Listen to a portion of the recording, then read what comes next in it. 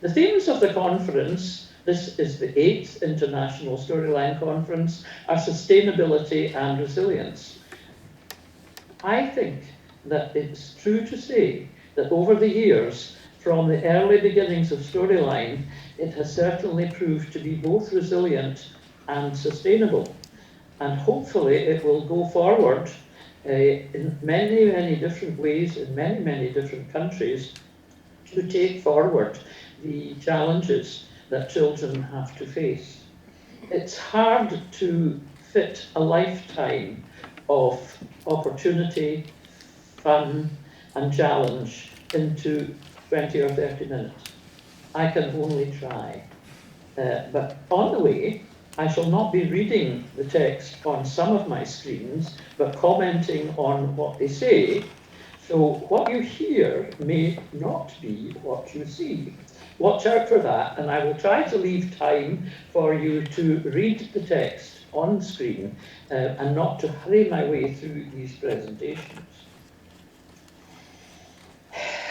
As I contacted colleagues and friends of Storyline to ask about how they first came to know of the approach, they all gave the same answer: Steve Bell. But I think as I work my way through the presentation, you will realise that it's not just who we were, but it's also what we did. And it's what you do, where you can do it too, and you can become the Steve Bells of the future and spread the good word of Storyline. So let's begin. And in the best tradition of a storyteller, I'll begin by saying, a long time ago, in a faraway land of lochs and mountains. Yes, it's Scotland. That's when Storyline had its beginning. And I'd like to tell you about how it began and how it developed. You're looking at a building which at one time housed the largest teacher training establishment in Western Europe. And that is where Storyline began. So we are starting in a traditional Storyline way with the setting. Now I need to ask you to become time travelers. That's another good Storyline technique. I'm taking you back to the 1950s, to post-war Scotland, and I'd like you to know that our primary schools were both overcrowded and under-resourced. Teaching followed traditional approaches with an emphasis on the basic skills, reading, writing, and arithmetic. Most subjects were taught by textbooks, now out of date. The curriculum was fragmented into separate lessons, and weekly tests put learners into an order of merit. Little time was given to the creative arts. Many children were bored and frustrated. They showed it in their classrooms. Discipline problems arose. It was difficult for the teachers. Go forward. Thank you very much. So, what happened next? Well, the primary memorandum was published, and probably for the first and maybe the only time that children were pictured on the cover of an official Scottish curriculum document. What did it say?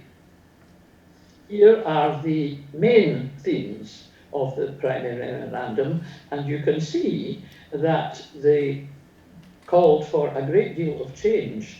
And it was interesting to hear Margareta restate these very things, that when change was asked for, the class teachers who were at the front line found it very difficult, very worrying, and they asked for help.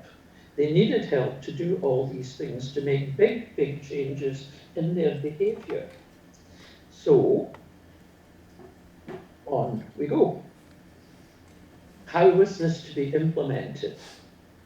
Now, I want to emphasise that the members of the staff tutor team did not set out to create a new theory or to make themselves famous. Their main priority was to find ways of helping primary school class teachers to change their behaviours and attitudes in order to implement this new curriculum. A workshop course was developed to suggest practical ways that the theories and recommendations could be implemented and how to develop cross-curricular topic work. Topics were field tested in schools, and many people contributed to this development, which lasted over many years and involved many people at different levels in education. A lot of it was to do with friendships and discussion and thinking carefully and reviewing what was going on. I don't want you to feel that it suddenly sprang to life just after the memorandum. It probably took at least 20 years before Storyline emerged in something like its present form.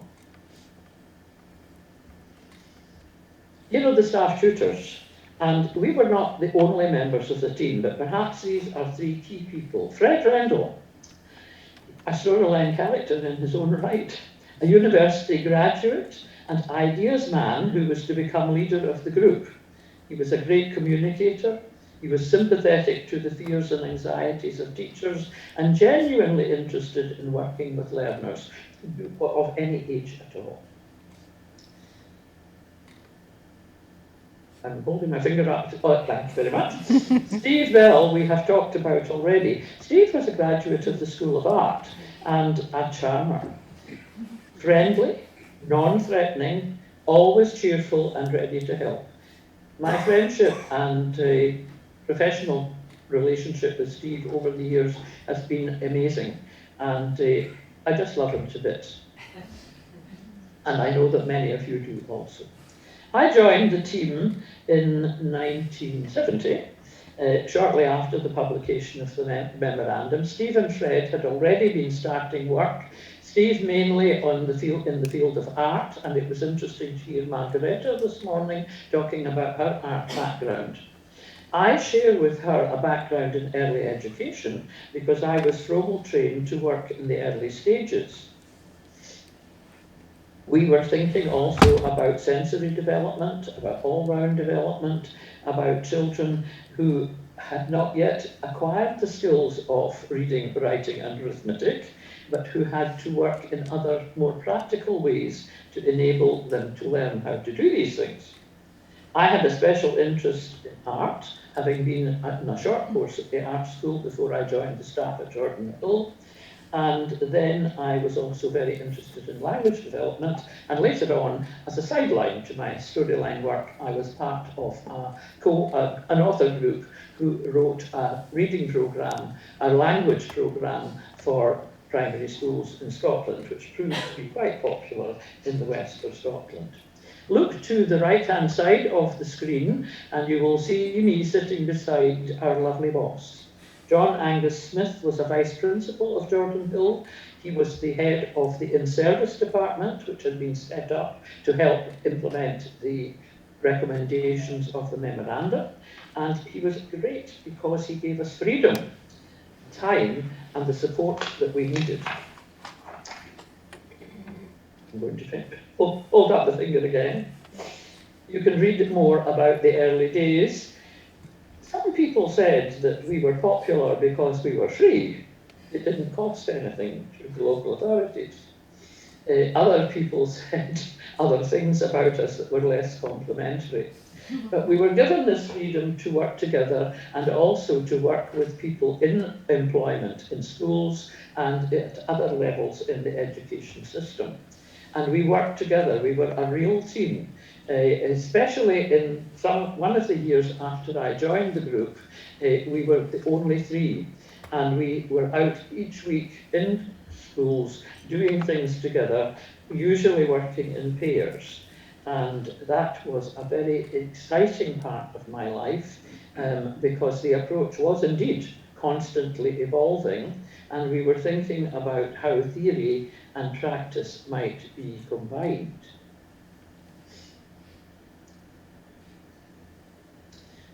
We developed a workshop course for teachers, and we were very lucky at that point to have the luxury of having 3 whole days.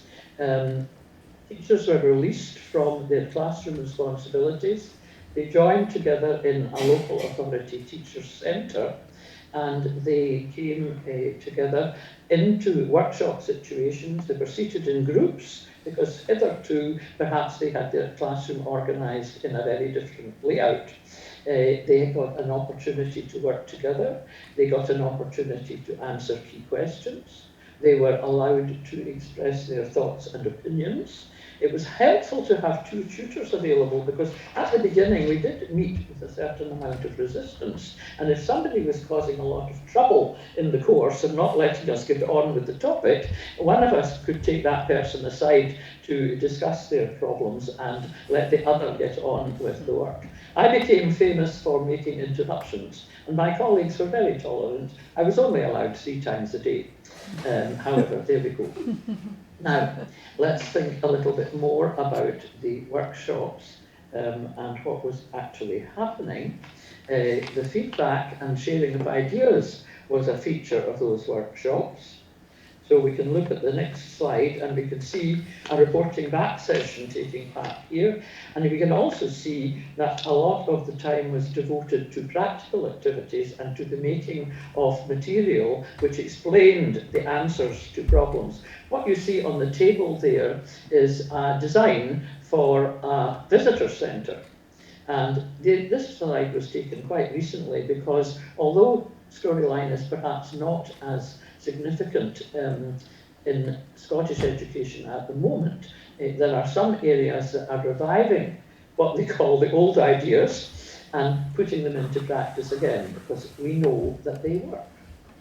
So here you have the feedback and sharing of ideas, which was a key part of the course, and it was also obvious to teachers that they were having to change their behaviour in the direction of listening to what their pupils had to say, rather than exposing the pupils with information which was to be returned to them in almost the same format. So Margaret's transformative form of learning was being demonstrated in a particular sort of way. And listening to each other and listening to what your pupils had to say made a radical change in the classroom. Teachers would say to me, I'm doing it the wrong way round. I need to turn it upside down. Storyline will do that for me. What they didn't realise until they tried it was that Storyline was going to change their relationship with their pupils forever and ever. Can we go to the next slide, please? Thank you very much. Shortly after we had been working with teachers for a number of years, Fred Rendell published a document, and in it he set out his rationale for the new environmental studies, which included history, geography, science, and questionably mathematics. Mathematics managed to wriggle its way back out again, and the environmental studies topics tended to be history with an element of geography, or geography with an element of history. Science sometimes was a bit separated, because primary teachers are polymaths in our country. They have to teach all subjects. They take their class for a whole academic year, and there was no specialist input, and that was one of the problems, which perhaps made them stick to the things they knew, like reading, writing, and arithmetic. Obviously, the staff tutors were not unaware of theories, but it was in this document that Fred first put forward the idea of story. Can you see my finger rising in the screen? And can we go to the next one? Thank you. This is what he said. And so Storyline came into the language of curriculum development. Setting the scene and the time, introducing the characters, the people or animals, figuring out a way of life or what happened, causing incidents to occur that had to be dealt with, and introducing this idea about inquiry and problem tackling. I don't say problem solving, but one of the features of our courses was at the end on day 3, when we began to talk about why we were doing things this way, Fred would very often introduce a particular example. He talked about a crossroads. We looked at a crossroads. We looked at 4 cars approaching the junction at the same speed and the same time.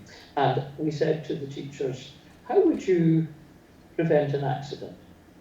Well, of course, they came up with about 10 different answers. ranging from build a flyover, which was going to take a long time, to put a policeman in the middle of the road and direct the traffic.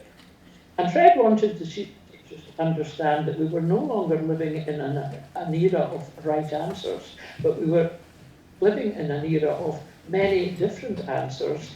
Some of them were expensive, some of them were quick, some of them were very effective, some of them were not terribly safe.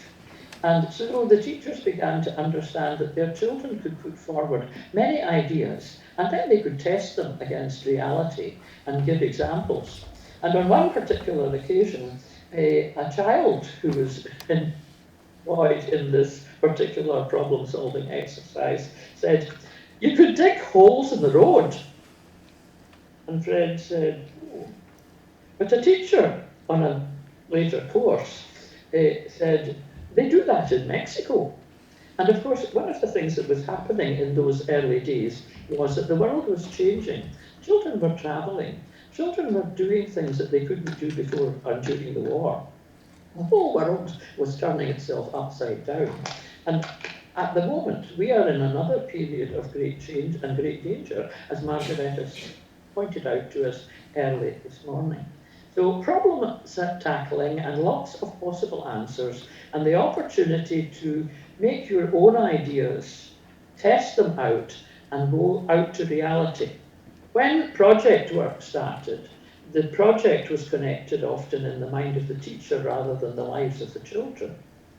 Also, it was obvious that the children had lots of experience of things outside school that they could bring into the school. And so relationships between the school and the home and the community were improved by this different way of working. Now, obviously, the staff tutors were not unaware of theories, and they all had their own particular theoretical background. Part of Storyline is all about Socratic work and asking questions and having arguments and dialogues between individuals. But also, when the new theories of education began to appear, can we go forward, please? I'm having difficulty getting my thumb on the screen so that we can, there we are. Yes, I mean, some of these were early influences. I have already said I was trained in Froebel's ideas about child-centered education. Jeff Cresswell, who we will meet presently, was interested in what Dewey had to say. Dewey had lots of good things to say, but he didn't quite understand how to get a school to do it. Later on, in the 20th century, we looked at Vygotsky, at Piaget, at Brunner, and I am encouraged by the fact that I know that Jerome Brunner went on in his work into his 90s, but I fear that this may well be my swan song. I thought I had stopped in Slovenia, but here I am again. Anyway, Storyline turned out to be an excellent example of social constructivism. Let's go forward again. I think I now know to hold my finger to the mic, to the camera, not to the picture of the screen. After we had done many years of first level courses all around the west of Scotland, we began to find that schools wanted more, and teachers who had attended the basic Storyline workshops and used the approaches in their classroom. And it was interesting because they kept coming back. And my colleague Fred Rendell and his partner Arnold Bell, who was a geographer, they published a lot of Storyline topics. That's what we called them. In the beginning, when we were doing the workshop courses, we gave teachers a minimum of paperwork, just enough to support them to go back to the classroom and try the topic that they had experienced on the course.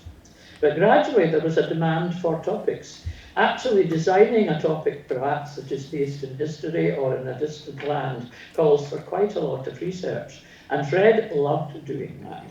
And many, many staff tutors were published by the Jordan Hill Publication Group in those days, and I have a large collection if any of you are interested. But of course they are all directed at the teaching of the Scottish curriculum. And it was important for the teachers to understand when they came to our courses that we were not trying to change the content of the curriculum, but we were trying to change the process of learning. and that we were looking at topics that were popular and common to our Scottish history, geography and science. In the second level courses, the teachers had more opportunity to talk about how to plan a topic and to design their own, but again they were encouraged to work in groups and to use each other's resources and to argue their points. So the second level courses, and by this time storyline was quite well established in many of our primary schools in the local area of the west of Scotland. So it was used by teachers at all levels, and they began to see that they needed to have a through the school curriculum, and that the choice of topics would be important. There was a great danger in Scottish schools that you would do the Vikings. That's our Scandinavian neighbours who were not very friendly to us. Now we have very much better relations with them. The Scandinavians and the Vikings should not be taught at every level in the primary school. Although it's quite possible to take a topic in maybe in the early stages and revisit it further up the school. That's one of the great things about storyline. The techniques will work at any level with any age group. But schools began to plan a variety of topics so that as the children moved up through the school, they gained skills in every aspect of their learning. The curriculum studies were welcomed. The benefits of storyline brought language development into the topic work, and there were book-based storylines. My responsibility in the group was particularly to promote storylines that had a large language content. But interestingly enough, if I had to look back and talk about that, I would say to you that our hospital storyline was probably the best one for exercising and introducing many varied language skills. And it was interesting to see that that was a topic which was truly international. And if you have an opportunity to speak to my colleague Björk Eriksdottir from Iceland during these 2 days, you will find that she did one of the best storylines on hospital that I have ever seen in any country in the world. The younger learners on the storylines would last for maybe 4 or 6 weeks, and that's something to think about. You can use storyline techniques in a one-off situation for an afternoon, for a day, for a week. But our storylines were designed to sustain a class teacher over a longer period in school. And there's a benefit in that to the learners. Our less able learners were able to absorb the background, to create the characters and situations and explore them, and do that over a period in time. Where before in textbooks, things jumped from one topic to another far too quickly for children who had difficulty in reading and in other aspects of their learning. So the storylines were 4 to 6 weeks, perhaps for the younger students, and sometimes a whole term or even longer with the children and the upper primary classes. But they all worked towards a culminating event in which parents were invited to see the classroom work. It was significant also that we didn't tell the children and announce the storyline as a great introduction. We tended to start in a simple sort of way and build up gradually. And at the beginning of the storylines, there was a lot of practical work, a lot of artwork, but then you got the benefit with the problem solving, the more complex activities, and a lot of the written work that accompanied the storylines was developed in the later weeks of the topic. Also, perhaps more time was devoted to the topic in the later weeks as children had more tasks to complete. And so the classroom displays were built up and storyline classrooms became vibrant centres of learning. Storyline schools also were star schools in their local area. And so the good work was spread because the teachers liked their courses, they liked what they did in the classroom, they got a lot of positive feedback, and so we had new partners from the local authorities. We took aboard teaching partners on our courses with different backgrounds and different interests, and each of them contributed something new. Margareta was talking about teachers taking part in the storyline, and I want to pay tribute to our colleague Mary-Jeanne McNaughton, whose interest was in role play and drama, because she brought that element into the storyline. And if you have the opportunity to join Yvonne McBlain later on in this course, in this meeting, you will find that she will talk to you about that indeed. Okay, so let's go to the next slide, please. Because after maybe 20 years of work in Scotland, Storyline went international. And that was in the 80s and into the 90s. It was very busy time for us because we were still working in Scotland, but we were offering workshops in other countries. But sadly, Fred did not enjoy travel. He had been in the Air Force doing his national service. He was a little older than Steve, who avoided national service. I don't know what Steve would be like if he'd been sent to the Navy, the Army, or the Air Force. I can't imagine it, but I'm sure that he would have done a good job wherever he was. He was like that. But Fred didn't like travel. He had been involved in a rather nasty air crash at the end of his national service, and he was rather nervous of flying. However, he was sitting up there in Scotland, getting on with topic design and the work of our department. Well, Steve and I were enjoying the freedom that those years brought to us when there was a little money available in educational systems, and we were able to travel mostly during our holiday periods. And in fairness, the storyline courses were very popular at the beginning of the academic year, but as summertime came and children were involved in outdoor activities and sporting events, they were less inclined to be highly involved in storyline. Although one of the storylines that I promoted, which was about a newspaper, proved to be a wonderful way of keeping children on track during the summer months, because they all became workers in a newspaper and they had to work within the span of a week, collecting information, writing up their stories, putting it together, publishing it, and in those days we published it on an old-fashioned spirit duplicator, and then selling it and counting up the cash at the end of the week, and then starting again the following week. It was absolutely amazing. And storyline newspapers often took the place of the kind of gathering together of the topic. When we did a lovely topic that Fred particularly enjoyed about taking cattle from Texas to Abilene to the railheads, where they went to the slaughterhouses to feed the millions of people living on the east coast of the United States, the climax of that topic was to make the Abilene Herald, and that drew together a lot of the strands of the journey and the technology of the time, and children really enjoyed doing that. And I think I may still have in my cupboard a copy of one of these newspapers, which I treasure very much. It was interesting too that the classroom displays would move from the classroom into a more public area of the school, and then they would be taken down to make way for more material, and the children particularly wanted to take their things home and share them in the family. And sometimes the friezes, it would be cut up into small sections, and each child would have a piece to take away along with his folder, with his characters, with his writing, with other things. But technology has taken over now, and children now photograph stuff and they make a photo album about their topic. Anyway, in those days in the 80s, we were very busy having visitors, hosting groups of students who would come to see work in our schools, and going to other countries, notably in the beginning to Denmark and to other parts of Scandinavia. And then, of course, there were things happening in Iceland, and that was exciting for us too.